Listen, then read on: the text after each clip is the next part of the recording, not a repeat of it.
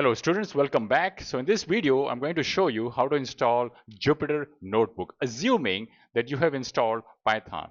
So let's see if you have Python. So the way you check if you have Python is go to your start and type CMD over here, CMD. This is a short for command, and you're going to see this command prompt over here. Click on that and you will see this command prompt. Let me increase the size of the screen so you can see. All right, now type over here Python.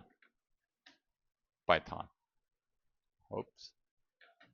Hit enter and you will see a screen something like this over here. In my case, I actually have an older version of Python, so it's showing 3.9.9. In your case, the latest version, whichever you have installed, is going to show you that. So exit. All right, now I'm going to show you how to install Jupyter Notebook. Type pip space install space Jupyter. By the way, this command, I'll copy and paste this command in the descriptions below.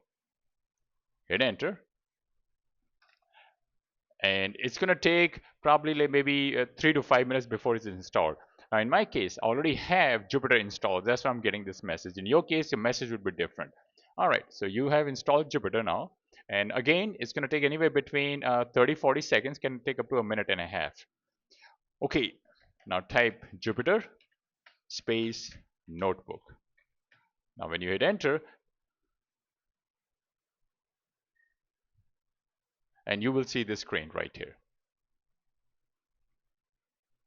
All right, so this is your Jupyter notebook. You can open up a new notebook, go to new and click on Python 3 IPyKernel. And there you go. Now you can type your stuff over here. So let's type print hello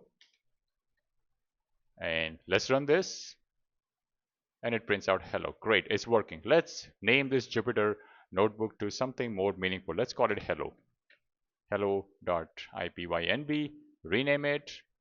All right, and now this Jupyter notebook is saved. So you can go back to the previous right here in the home, and if you go down, you're going to see your hello. This, remember, this is your C users home directory.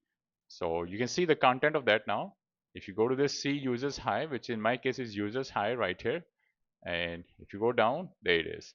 You can see hello.ipynb. All right, thank you.